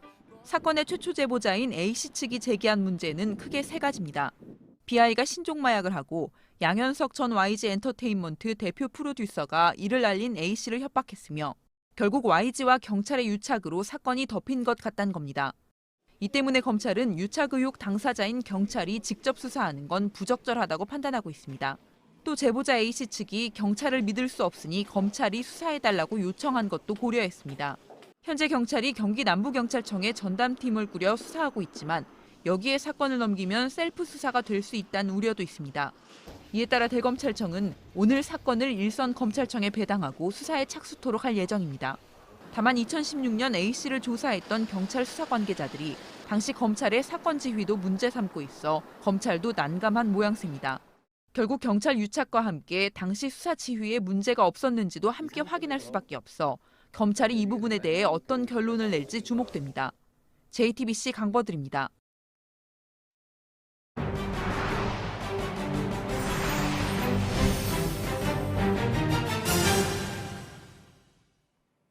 화려하게 재선에 도전하겠다고 밝힌 트럼프 대통령이지만 상황은 그리 녹록지 않습니다. 여론조사에서 민주당 주요 후보들에게 모두 밀리는 것으로 나오기 때문인데요. 이런 경향성은 2016년 대선 당시에도 나타났지만 결과는 다르게 나왔습니다. 조택수 기자입니다. 일주일 전인 현지 시간 11일 트럼프 대통령은 대선의 풍향계로 꼽히는 아이오와 주에서 바이든 전 부통령과 설전을 주고받았습니다. 실존적 위협이라는 바이든의 공격에 트럼프 대통령은 정신적으로 가장 허약한 인물이라고 맞받았습니다. 바이든 전 부통령은 샌더스 상원 의원과 함께 민주당 후보 중 양강으로 꼽힙니다. 퀴니피액 대학이 실시한 여론조사에서 트럼프 대통령은 바이든과 샌더스에 모두 지는 것으로 나타났습니다. 같은 기관의 앞선 조사에서도 트럼프 대통령은 민주당 후보 20명 가운데 6명에게 뒤졌습니다. 트럼프 대통령은 실제 바닥 민심은 좋다, 여론조사가 가짜라며 반격했습니다. 하지만 트럼프 캠프 자체 조사에서도 전통적 강세 지역에서 두 자릿수로 바이든에게 뒤지는 것으로 나타났습니다. 민주당 후보들이 TV 토론 등으로 흥행몰이에 나서면서 주춤한 상황이란 분석입니다. 실제로 2016년 대선 당시 선거일 직전까지 트럼프의 우위를 전망한 기관은 보수 성향의 라스무센 등 몇 곳에 불과했습니다. 이번에도 일부 여론조사 기관이 당선 가능성은 트럼프를 높게 보는 이유이기도 합니다. 특히 경제를 키워드로 내세운 트럼프 대통령에겐 미중 무역 전쟁의 성패가 재선의 핵심 변수로 꼽힙니다. JTBC 조택수입니다. 하와이 호놀룰루 국제공항에서 노트북이 터지는 소리를 총소리로 오인해 사람들이 대피하는 소동이 있었습니다. 현지 시간 18일 공항 내 한 검색대에서 폭발음과 함께 연기가 피어올랐습니다. 한 승객이 가방 안에 넣어둔 노트북이 과열돼 큰 소리를 내며 터진 건데요. 이를 총소리로 착각해서 수천 명의 사람이 긴급 대피했습니다. 공항은 순식간에 아수라장이 됐고 여객기 30대 이륙이 지연됐는데요. 급히 달려나가다 넘어진 사람들이 많았는데 다행히 크게 다친 사람은 없습니다. 이라크 남부의 바스라에선 외국 석유회사 직원들의 숙소와 사무실이 모여있는 단지에 로켓포 한 발이 날아들었습니다. 이 공격으로 이라크인 2명이 다쳤는데요. 단지에서 약 500m 떨어진 정유시설은 피해를 보지 않았습니다. 이라크 당국이 공격의 배후를 찾고 있습니다. 최근 중국 스촨성 지진으로 10여 명이 숨진 가운데 중국 남부 광시성에선 이틀간 쏟아진 폭우에 10명이 숨졌습니다. 비는 지난 16일 시작돼 이틀 동안 370mm가 넘게 쏟아졌습니다. 순식간에 불어난 물에 차량이 떠내려갔고 비가 그친 뒤인 19일엔 약해진 지반이 무너지면서 산사태가 일어났습니다. 지금까지 10명이 숨지고 3명이 다쳤는데요. 당국이 실종자 수색과 조난자 구조에 총력을 다하고 있습니다.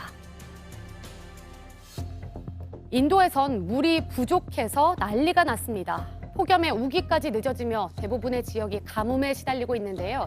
특히 최남단 지역 쪽은 상황이 더 심각합니다. 첸나이 지역의 경우 수돗물 공급량이 40%가량 줄었고 물값이 2배로 뛰었는데요. 호텔과 식당들이 줄줄이 문을 닫았고 서민들은 급수차가 나눠주는 물로 식수만 겨우 해결하고 있습니다.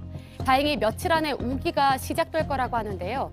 하루라도 빨리 촉촉한 단비가 내리길 바랍니다.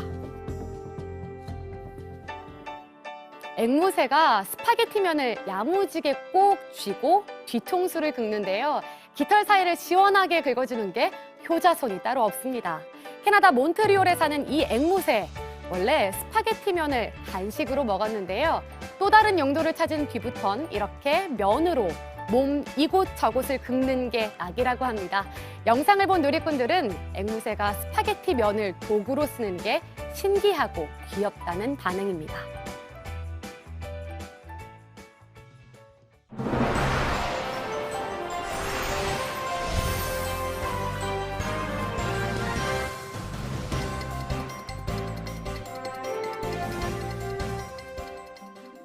네, 목요일 아침 8시 18분 지나고 있습니다. 외국인 노동자의 임금 문제에 대한 자유한국당 황교안 대표의 발언을 두고 논란이 이어지고 있는데요. 우리 경제에도 기여하지 않았고 세금도 안 내는데 똑같이 주면 안 된다는 말이었습니다. 논란이 커지자 말을 바꾸는 듯한 모습도 보였습니다. 법까지 바꾸겠다고 했는데 평등권 위배라는 말이 나오고 있고 그러려면 국제협약도 깨야 합니다. 정종문 기자입니다. 황교안 대표가 외국인 노동자 임금 문제를 거론한 것은 부산 기업인들과의 간담회에서였습니다. 황 대표는 외국인은 우리나라에 기여해온 것이 없다며 똑같은 임금 수준을 유지하는 것은 공정하지 않다고 생각한다고 말했습니다. 납세 의무를 다하고 있는 국민과 그렇지 않은 외국인은 다르다는 주장입니다. 한국당 차원에서 관련 법을 바꾸겠다고 했습니다. 현행 근로기준법은 임금 차별을 금지하고 있습니다. 논란이 불거지자 황교안 대표는 차별은 안 된다고 말했습니다. 차별이 있어서는 안 된다고 하는 것이 ILO 규정이나 또 우리 근로기준법의 기본 정신입니다. 그거 존중돼야 됩니다. 그러면서도 외국인 노동자에게 추가 혜택이 있다고 주장했습니다. 여당과 다른 야당은 인종차별적인 데다가 경제를 오히려 위축시킬 수 있는 위험한 발상이라고 비판했습니다. JTBC 정종문입니다. YG 소속 가수였던 승리의 횡령 혐의에 대해서 경찰이 이제 다음 주 초에 수사를 끝내고 재판에 넘겨달라는 의견으로 사건을 검찰로 보낼 예정입니다. 승리가 클럽 버닝썬에서 빼돌린 것으로 의심이 되는 돈을 경찰이 더 포착을 했는데요. 당초 5억 원에서 10억 원으로 늘었습니다. 류정화 기자입니다. 경찰이 지난달 가수 승리에 대해 영장을 신청하면서 밝힌 버닝썬 자금의 횡령 규모는 5억 3천만 원이었습니다. 법원이 영장을 기각한 뒤 보강 수사에 들어간 경찰은 승리가 횡령한 것으로 의심되는 5억 원을 추가로 파악했습니다. 대만인 투자자 린사모 측이 버닝썬 돈 5억 원을 횡령한 혐의와 관련해 승리가 공모한 정황을 포착한 겁니다. 린사모는 경찰에 출석하는 대신 지난달 31일 서면 진술서를 보내왔습니다. 여기엔 승리의 권유로 버닝썬에 투자하게 됐고 린사모의 금고직이 안모 씨가 승리 측과 버닝썬 수익금을 나누는 방식을 수차례 논의했다는 내용이 담겼습니다. 경찰은 버닝썬 공동대표인 이성현, 이문호 씨에게서도 이와 관련해 의미 있는 진술을 확보했다고 밝혔습니다. 경찰은 이후 승리를 한 차례 더 불러 조사했습니다. 경찰은 다만 승리가 직접 챙긴 돈이 늘어난 건 아니라며 영장을 추가로 신청하지는 않겠다고 밝혔습니다. 경찰은 다음 주 초 수사를 마무리하고 승리를 재판에 넘겨달라는 의견을 달아 사건을 검찰에 보낼 계획입니다. JTBC 류정수입니다. 프로축구 울산현대가 2019 아시아 축구연맹 챔피언스리그 ACL 16강 1차전에서 역전승을 거뒀습니다. 울산은 어제 일본에서 열린 우라와 레즈와의 원정 경기에서 0대1로 끌려가던 전반 42분 주민규의 동점골과 후반 35분 황일수의 역전골로 2대1 승리를 거뒀습니다. 중국 원정에 나섰던 전북현대는 상하이 상강과의 16강 1차전에서 한 골씩 주고받으며 비겼습니다. 우리 여자 배구 대표팀이 어제 충남 보령에서 열린 발리볼 네이션스리그 5주차 2차전 경기에서 일본을 세트스코어 3대 0으로 완파했습니다. 지난해 자카르타 팔렘방 아시안게임 동메달 결정전 이후 일본전 3연승을 기록했습니다. 이날 경기에선 좌우 날개 공격수인 김연경과 김희진이 44점을 합작하며 지난달 28일 벨기에전 승리 이후 이어진 9연패 늪에서 벗어났습니다. 대표팀은 오늘 폴란드와 리그 마지막 경기를 치릅니다.